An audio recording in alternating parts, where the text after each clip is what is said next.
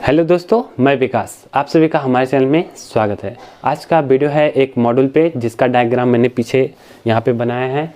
तो इस डायग्राम से आपको तो नहीं समझ में आ रहा होगा कि यह कौन सा मॉड्यूल है, कौन सा नहीं है। तो यह जानने के लिए वीडियो को लास्ट तक जरूर देखें। चलिए वीडियो शुरू करते हैं।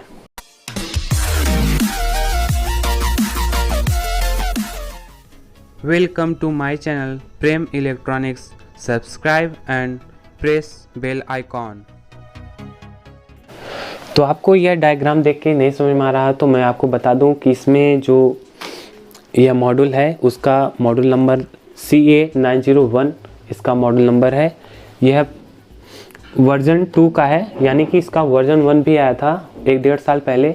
तो वर्जन 1 और वर्जन 2 में क्या अंतर है मैं ये भी क्लियर कर देना चाहता हूँ।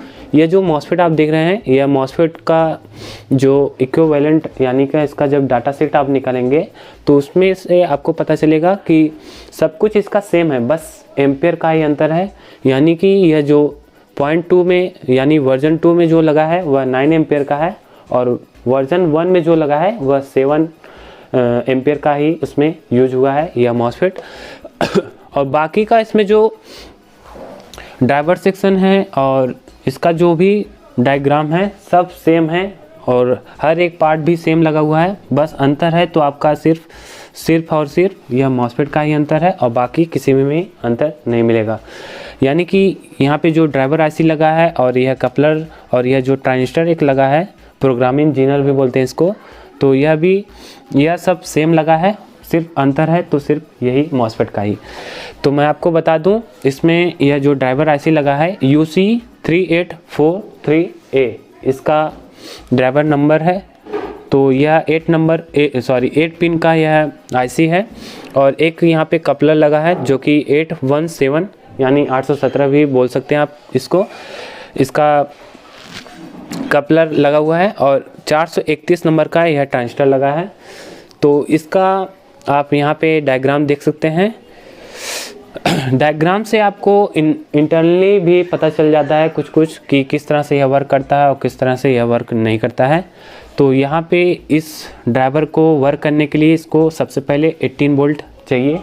तो 18 वोल्ट के लिए हम यहाँ पे देख सकते हैं इस मॉड्यूल पे एक ग्रीन वायर लगा है। यहाँ पे ये ग्रीन वायर, तो ग्रीन वायर यहाँ पे मैं लिखा भी हूँ और इसके 7 नंबर पिन से यह डायरेक्ट आउटपुट मिल रहा है। यहाँ पे एक ग्राउंड से कैपेसिटर लगा है 104 नंबर का यह प्रोटेक्शन के लिए लगा है ग्राउंड से, और यहाँ पे 18 वोल्ट। तो यह ग्रीन वायर हमको डायरेक्ट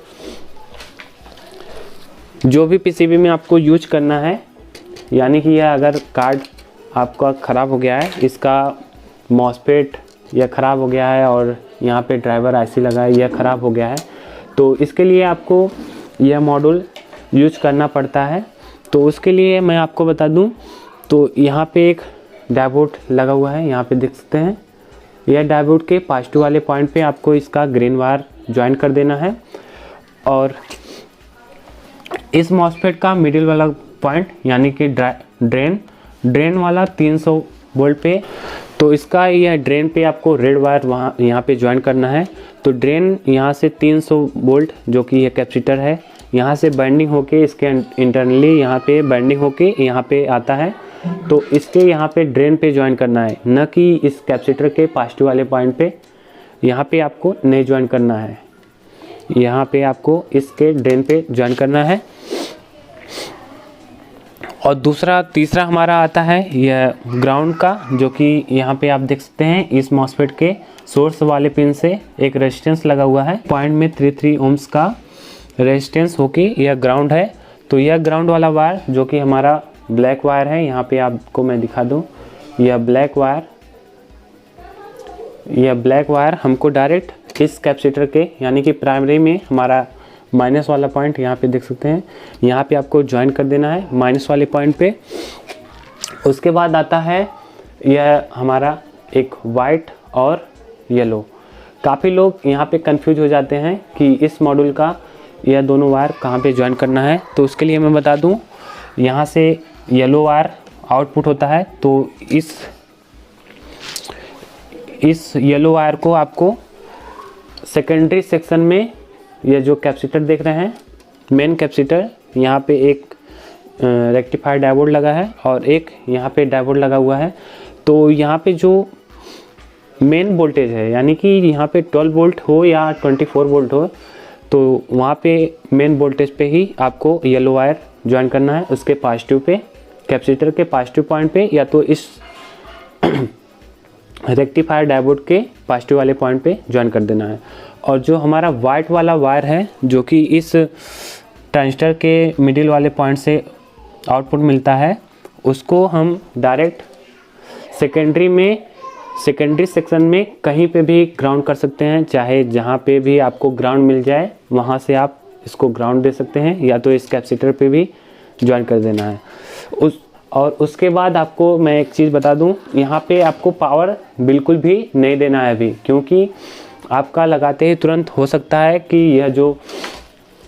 यह जो सेकेंडरी में जितने भी पार्ट लगे हुए हैं, छोटे छोटे रेगुलेटर, यह ऑडियो आईसी, मेन आईसी और यह रेगुलेटर आईसी, सब कुछ बर्न हो सकता है। इसके लिए आपको सबसे पहले यहाँ पे आपको ध्यान देना है, इस वाले सेक्शन में, यानी कि ये जो सेक्शन है हमारा, यहाँ पे ध्यान देना है। यह जो जम्पर है उसको उस पर ध्यान देना है, क्योंकि अगर जम्पर पे नहीं ध्यान देंगे तो आपका सेकेंडरी सेक्शन का सारे पार्ट्स जल जाएंगे और आपको देनी भी पड़ सकती है। इसके लिए कोई भी जिम्मेदार नहीं होगा, वो भी कस्टमर आपको और भी परेशान करेगा, झगड़ा करेगा, ऐसा बहुत कुछ कंडीशन होता है। हम लोग बहुत ही रिस्क पे काम करते हैं, लेकिन अगला नहीं समझ पाता है इस बात को। तो इसके लिए आपको ध्यान देना है। अगर आपका 12 वोल्ट पे वर्क करता है तो उसके लिए आपको यहाँ पे 1.2K का रेजिस्टेंस लगा रहेगा और 38K का रेजिस्टेंस लगा रहेगा। तो इस जम्पर को उठा के यहाँ पे करना है और इस जम्पर को उठा के यहाँ पे करना। अगर आपको 12 वोल्ट चाहिए तो, अगर 24 वोल्ट चाहिए तो यह ऑलरेडी 24 वोल्ट पे ही यह जम्पर दिया रहता है। कंपनी यह जो दिया रहता है वह 24 वोल्ट पे ही इसका जम्पर लगाया रहता है।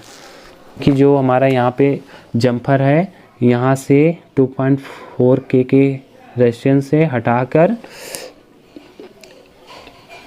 इस 1.2K के रेजिस्टेंस पे लगा देना है, और जो 86K के रेजिस्टेंस पे जम्पर लगा है वहाँ से उठा के इस 3.8 के रेजिस्टेंस पे लगा देना है। यानी कि यहाँ से जम्पर उठा के 1.2K पे और 86K के रेजिस्टेंस से जम्पर उठा के 38K पे आप लगा सकते हैं।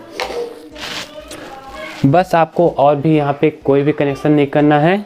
तो मैं इस डायग्राम के माध्यम से मैं आपको पूरा क्लियरली बता दिया हूँ कि किसका कौन सा कनेक्शन कहाँ पे करना है। तो ऐसे ही ट्रिक के लिए आप हमारे चैनल पे बने रहें, लाइक करें, कमेंट करें, शेयर करें और सब्सक्राइब करना बिल्कुल भी ना भूलें।